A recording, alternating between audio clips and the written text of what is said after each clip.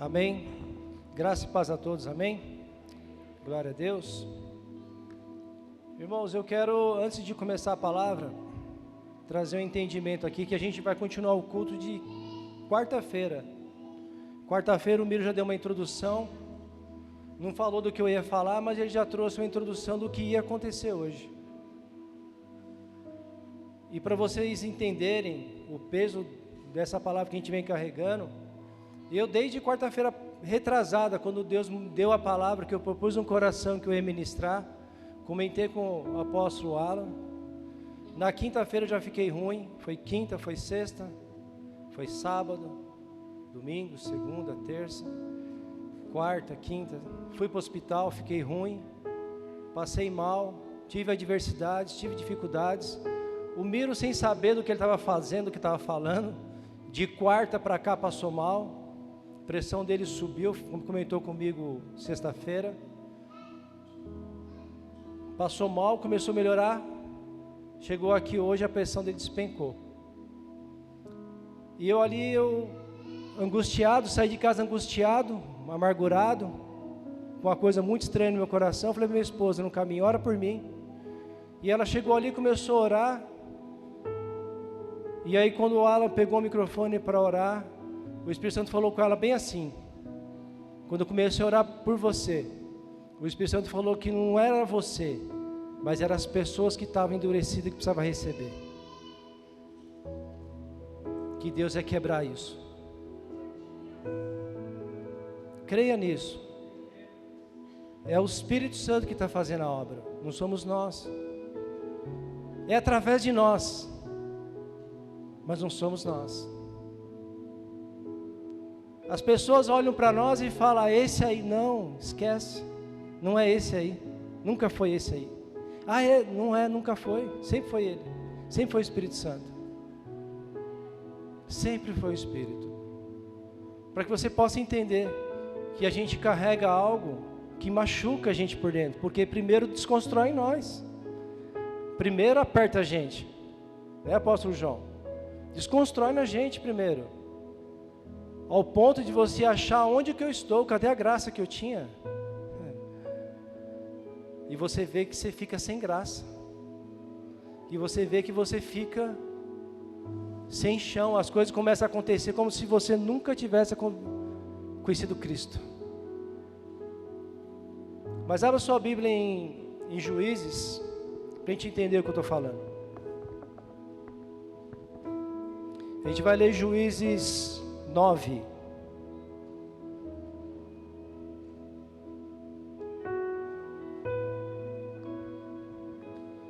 O título da nossa ministração é Chamados para Reinar. É isso que Deus me chamou e te chamou. Ele nos chamou, Cristo me chamou e te chamou para que você e eu possamos reinar com Ele. Aí a gente vai ler Juízes, vamos ler 9:1 em diante. E aconteceu que Abimeleque, filho de Jerubaal, foi ao encontro dos seus irmãos, de sua mãe, em Siquém, e questionou-lhes a todo o clã da casa paterna de sua mãe: indagai, peço-vos, aos nobres de Siquém, quanto ao que é melhor, ter 70 filhos de Jerubaal governando sobre eles, ou somente um homem que os dirija? Recordai-vos de que eu sou osso vosso, e carne vossa, e sangue do vosso sangue. Então os irmãos de sua mãe transmitiram a mensagem de Abimeleque aos notáveis de Siquém, e o coração deles se inclinou a seguir as orientações de Abimeleque, porquanto ponderaram: ele é de fato nosso irmão. 4. E deram 70 ciclos de peça de prata, retiradas do templo de Baal-Berite, aos quais Abimeleque usou para contratar alguns desocupados e mercenários para se tornar seus seguidores. Comprou seguidores, alguém já viu isso aí por aí? Em seguida, Abimeleque rumou para a casa do seu pai em Ofra e matou seus 70 irmãos, filhos de Jerubaal, todos sobre uma rocha. Contudo, Jotão, seu filho, o filho caçula de Jerubaal, escondeu-se e conseguiu escapar. Então todos os cidadãos de Siquém e de Bet-Nilo reuniram-se ao lado do carvalho sagrado, próximo à estrela de Siquém, e proclamaram rei Abimeleque. 7.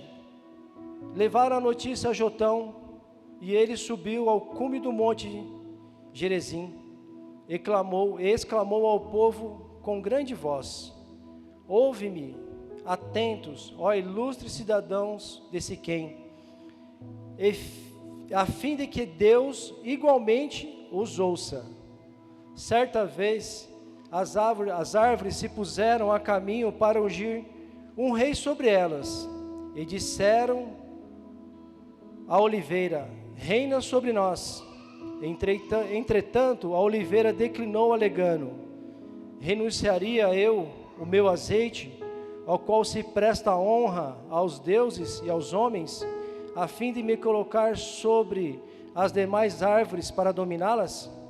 Então as árvores dirigiram-se à figueira: vem tu, reina sobre nós. Mas a figueira lhe ponderou: poderia eu abandonar a minha doçura e a minha boa produção de frutos no tempo certo? As árvores partiram em busca da videira e a convidaram: vem tu e reina sobre nós. Contudo, também a videira afirmou: iria eu deixar de gerar meu vinho, que tanto alegra os deuses e aos homens, a fim de erguer-me sobre vós as demais árvores para governá-las?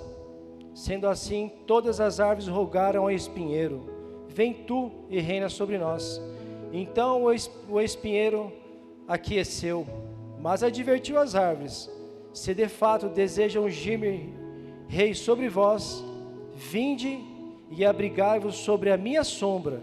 Caso contrário, sairá fogo dos meus espinheiros e devorará até o cedro do Líbano. Até aqui.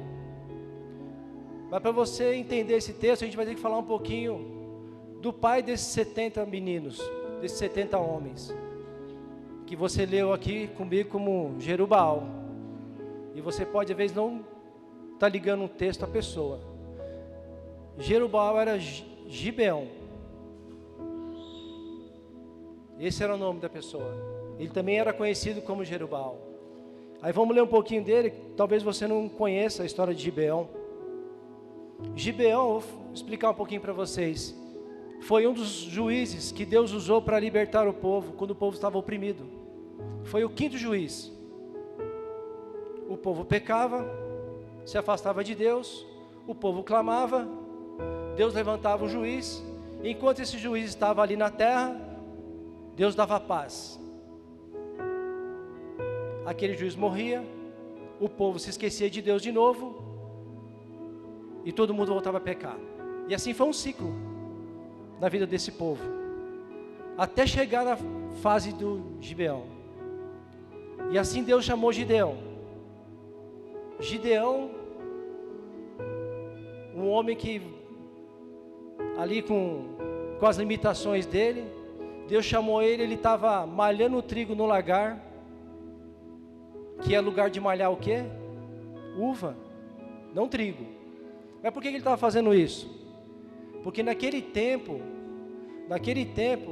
os filhos de Deus faziam uma plantação, e os homens daquela terra que Deus levantou para castigar o povo de Israel, eles faziam a plantação, e esses homens iam lá e destruía toda a plantação do povo de Deus, matava todos os gados, acabava com tudo, para que deixasse o povo sem ter o que comer. Deus deixou que isso acontecesse.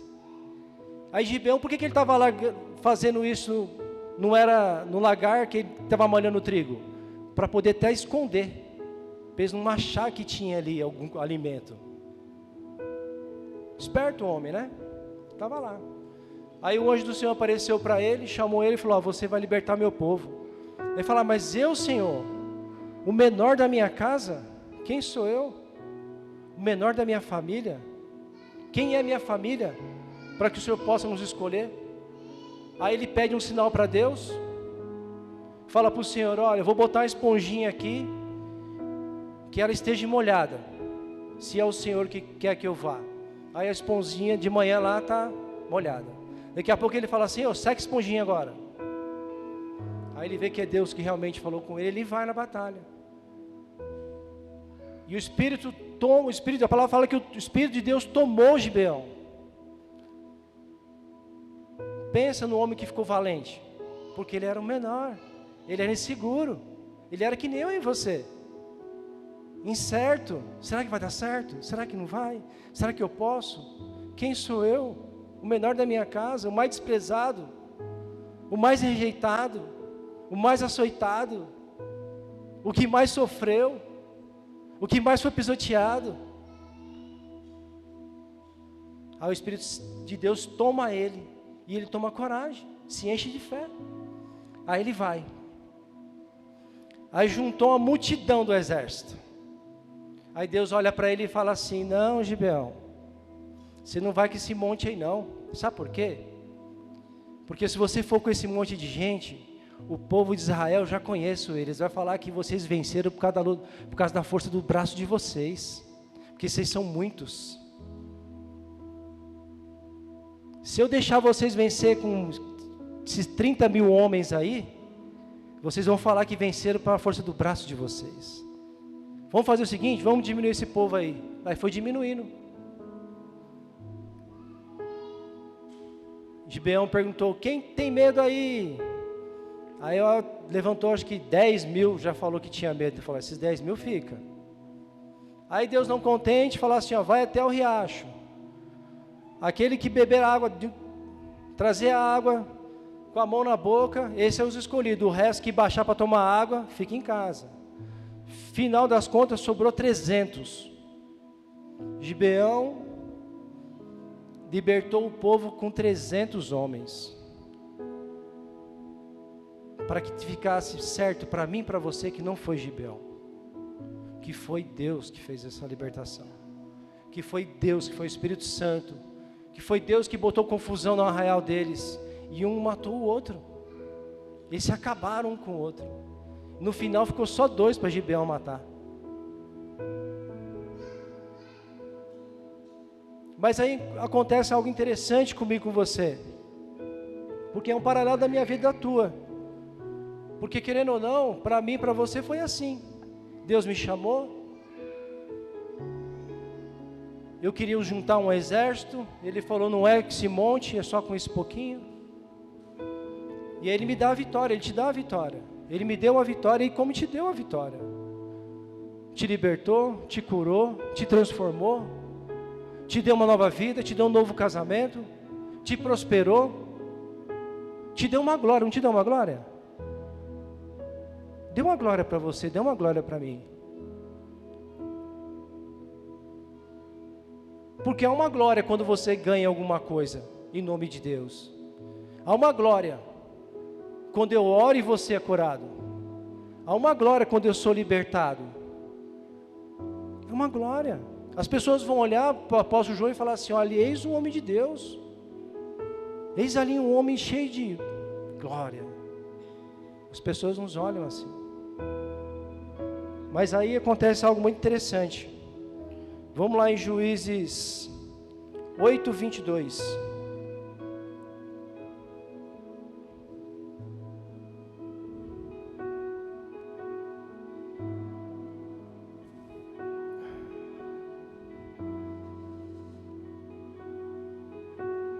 Aí está lá escrito assim: então os israelitas rogaram a Gideão: reina sobre nós, tu e teus filhos, tu e teu filho e teu neto, porque nos tiraste das mãos de Midian. Gideão, contudo, lhes esclareceu: não serei eu quem governará sobre vós, tampouco meu filho, porque é Yahvé que reinará sobre vossas vidas. Tá certo, não tá? Fez certo, fez bonito. Não sou eu que vou reinar sobre vós, nem meu filho, nem meus netos. É Yahvé que reina sobre nós. Falou bonito. E é assim realmente. É assim. Mas será que ele fez certo? Será que ele cumpriu certo com essa palavra?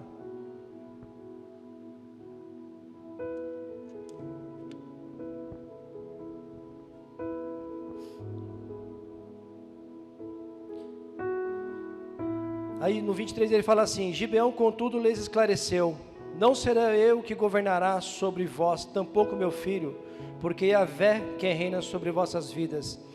Disse mais Gibeão: permite, entretanto, que eu vos faça um pedido. Cada um de vós me dê dos brincos, e que cada um vos tirasse dos vencidos. Os ismaelitas, parentes dos midianitas, costumavam usar argolas de ouro nas olheiras e no narizes, porquanto eram nômades no deserto. Replicaram eles: de bom grado os daremos. E estenderam uma capa, e cada um deles depositou ali um brinco no total de despojo pessoal de guerra. O peso dos brincos de ouro que ele recebeu chegou a 20,5 kg, sem contar os enfeites, os anéis, pendentes e as roupas de púrpura que os reis de Midian usavam, e os colares de enfeites reais que adoravam seus camelos. 27. Gibeão usou o ouro confeccionado para confeccionar um éfode, um manto sacerdotal, que colocou na cidade de Ofra. Entretanto, todo o povo de Israel passou a idolatrar este objeto, vindo a se prostituir em relação a Deus, vamos ler de novo. Gibeão usou o ouro para confeccionar um éfode, um manto sacerdotal, que colocou em sua cidade, Ofra. Entretanto, todo o povo de Israel passou a idolatrar esse objeto, vindo a prostituir-se em relação a Deus, que se transformou em uma armadilha para Gibeão e sua família. Bem disse o homem quando ele falou: vai reinar o Senhor. Só que quando ele faz essa estola sacerdotal, ele não era sacerdote. Ele não quis ser rei, mas Deus também não chamou ele para ser sacerdote. E aí ele me compra uma estola sacerdotal, porque ele pensou com ele: agora eu tenho uma glória, as pessoas me olham e querem que eu governe sobre elas, mas eu não vou fazer isso, porque eu vou ficar com essa minha glória. Vou fazer o seguinte: vou fazer uma estola sacerdotal, porque o sacerdote também reina sobre o povo, de uma maneira diferente, mas reina. E ele coloca lá a estola sacerdotal dele, e as pessoas vinham até aquela estola para se prostituir, como se fosse um ídolo, como se fosse uma imagem de escultura hoje, adorando a estola de Gibeão, o homem que com 300 venceu o povo que nos oprimia. Simplesmente passou a ser adorado, passou a ser glorificado. Essa glória não era dele, mas ele se apoderou dessa glória. E esse foi o laço que a palavra fala aqui para ele e para os filhos dele. E aí quando você vê o texto, quando a gente leu lá na frente, os filhos de Jerubaal, porque Jerubaal era Gibeão, ele teve 70 filhos. E esse filho chamado Ebimeleque, a tradução desse nome é: meu pai reina. Ele se apoderou do nome do meu pai reina, mas o pai dele não reinava, porque o pai dele não quis reinar sobre os homens de Deus, sobre os filhos de Deus. Quantos de nós estamos escondidos numa glória que já se passou e está escondidinho? Eu tenho muitas glórias, graças a Deus. E eu por esses dias eu quis parar numa delas. Eu quis ficar nela. Eu achei que eu podia agora reinar, mas não por reinar, que a gente vai entender como é que é esse reinar. E eu vi que eu já tinha uma glória, eu já conquistei alguma coisa em Cristo. Cristo já me levou a alguns patamares de glória. E eu falei assim, puxa, agora eu posso reinar. Agora eu posso ficar no meu lugar aqui sentado, só administrando, só fazendo e ficar com essa glória. Porque quando as pessoas olharem para mim, pastor, as pessoas vão olhar assim, você viu o que Deus fez na vida daquele menino? Você viu onde ele chegou? Você viu isso, você viu aquilo? Tem testemunho. Mas se eu paro nela, Tom, o orgulho entra dentro de mim. Se eu paro nessa glória, eu paro. Por isso que muitos de nós, quando vem para casa de Deus machucado por glórias passadas, se assenta e fala, eu quero só descansar. Eu não quero fazer mais nada. Isso é um engano de Satanás na tua vida e na minha vida, irmão. Nunca você foi chamado para sentar e ficar sentado. O que Deus te usou naquela glória passada ficou no passado.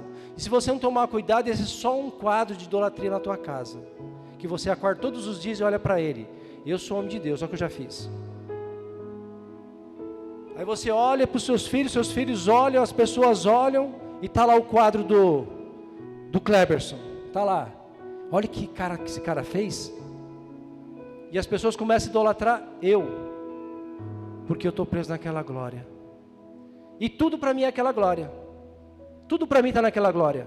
Tudo fica resumido nessa glória. Quando a gente leu sobre Jó, tem uma parte que Jó vai falar que é muito interessante na prova dele.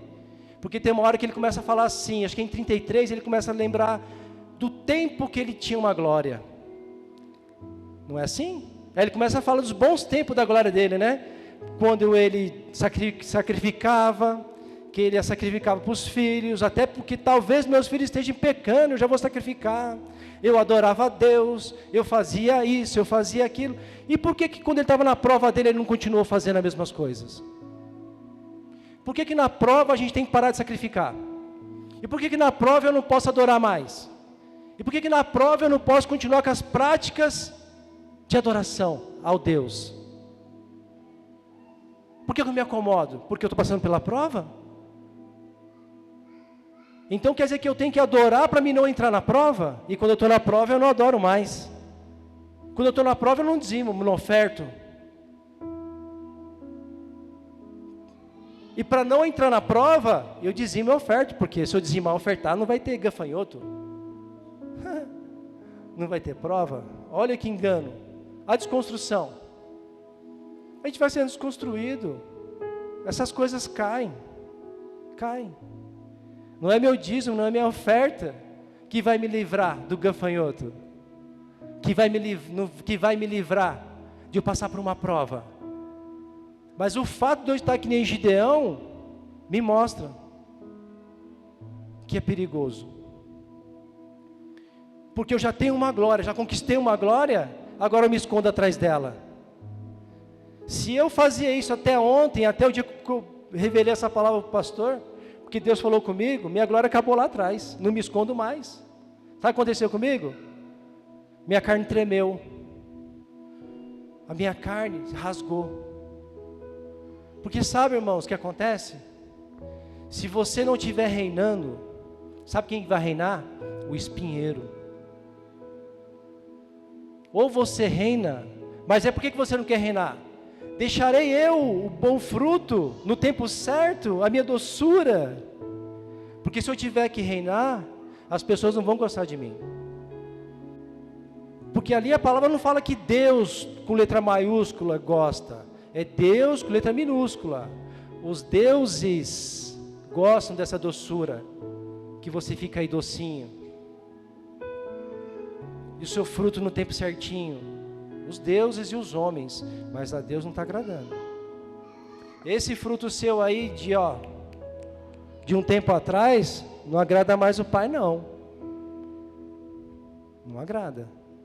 Porque se você olhar para a palavra, a última árvore aqui falou assim, pai, eu pairaria sobre vós. Quer dizer que vou ter que ficar por cima de vocês, dando sombra para vocês aí, né? E o que vai vir de raio sobre a minha cabeça? Todo dia. E vocês na sombra. E os raios vindo na minha. E o sol na minha e vocês na sombra. A chuva comendo a minha cabeça e vocês aí debaixo sequinhos. Ninguém quer. Agora vê se tem condição. O espinheiro fala, não, eu então, beleza, eu vou fazer. Vem e fique debaixo da minha sombra. Já viu espinheiro com sombra? Procura na internet lá, árvore chamada espinheiro. Lá no deserto, lá no Líbano. Vê se ela tem condição de ser cobertura para alguém. Não tem condição. Se você não reina, o espinheiro está reinando. E sabe o que acontece? A hora que você encostar no espinho, vai machucar. Porque o próprio Jerubaal, o próprio Gideão, tem um texto que ele fala assim, quando ele vai matar os reis lá, ele pega e fala o seguinte, ele fala lá com os irmãos dele, fala assim, não, eu vou matar os reis com espinhos e com abrolho. E fala que ele matou, rasgou os reis com espinho. Vê se esse menino não era um menino filho desse cara mesmo, que sabia que o pai fez. E sabia que o irmão ia fazer. Porque, irmãos, eu posso me esconder nessa glória. Eu não vou ver meus filhos passar problema. Vou ver minha família tudo crescer maravilhosamente. Vou estar lá no lugar de honra, lugar de glória. Vou ficar próximo. Pode ler o texto lá de Gibeão, até a morte dele. Ele morreu em bons dias. Teve 70 filhos. Enquanto ele ficou vivo, 40 anos de paz em Israel. Ó que homem top. Mas se ele tivesse alguma coisa para fazer, se ele fosse rei, nem 70 filhos ele tinha, porque não ia estar tendo tempo para fazer filho, não. Porque quem tem o que fazer, não tem nem tempo de fazer filho, essa é a grande realidade. O cara tinha 70, porque não tinha, o que ele fazia?